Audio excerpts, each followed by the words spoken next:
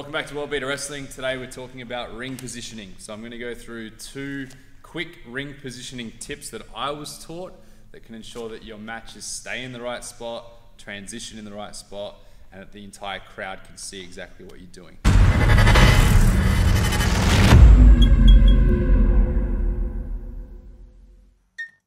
So the first tip I've got, this is one from my old trainer, Cole Devani, and he taught me all about the actual mat, and I'm envisioning that there is a small circle right on the middle of the mat. Now in wrestling, in pro wrestling, we always want to land in the middle for a few reasons. A, it has the most suspension in the ring, if there's any at all.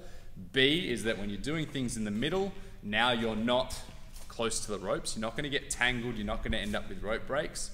And really, depending on your venue, C, you're going to be able to show your work to the entire audience if there's 4 sides of the ring being used. Even if there's only 3 sides of an audience, being in the center, they're all going to be able to see what you're doing.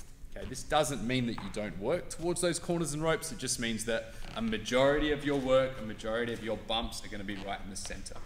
So back to the circle. That small circle indicates when we start a match and we're going to lock up exactly how we're going to move around the ring. This is a 90% rule.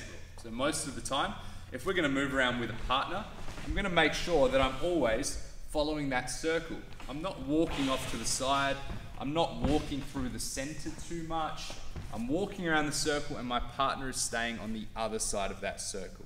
Generally, it's going to be the more experienced opponent who leads the match. Traditionally, it was always the heel, usually the heel who would lead the match. So if I was with a less experienced opponent, as I move around the ring, they're going to make sure they stay on the opposite side. Now when we stop and engage in the center, we're both going to be directly in the center. Whereas if we didn't follow each other and we didn't follow the rules of the circle, when we engage, we might end up too close to the ropes, away from the center, and so on. So always imagine you've got that small circle. As I said, 90% rule. Some of the time people are going to work in different directions.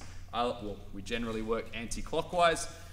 If I think of Zack Sabre, for example, okay, he's got a very grappling heavy style, so he mixes it up a little bit. He doesn't always go in that circle. He'll change directions, he'll walk through the middle, but that's because his style is that he's trying to crowd the space. He's trying to put them under pressure. Doesn't work for everyone. My second rule is about gray area. So this is about the way you sell into position between moves. So when you take a move, there are 2 ways that I would consider the wrong way to move into position. The first way would be not moving at all. So you've just been struck, you've just taken a move, you've got up off the mat, and you kind of just stay still. Happens a lot. By doing that, you're now forcing your partner to move you around the ring. Firstly, that's going to tire them out real quick, and secondly, it kills the tempo of the match, particularly when you've got moments or sequences where it has to be more bam, bam, bam, move, move, move, bump and feed, up and up and up. Well, if you're dragging them around the ring, now it's going to slow it right down. You're not going to hit the right beats. So that's the first kind of wrong move, is just kind of being a dead fish. The second one is moving too much into position. So case in point, often people will feed around the ring. That means they move into the right spot. They might take a shot. They might move over into the corner. What might happen is that they take a shot, they move over into the corner, and they set themselves up in the perfect position. Now sure, you're being more friendly to your partner, you're in the right position for the next move, but you're kind of just waiting there, right? So there's no emotion, there's no realism in what you're doing. So when we say gray area, what we're talking about is not quite perfectly going into that position. We might take a shot, we might feed towards our next part of the ring, but we're not going to go straight into that back first position. We might come to this spot. This allows us to sell. Now our opponent only has to move us a small way. They're not going to get tired, but it adds that realism factor. So now they can move us into the position they want.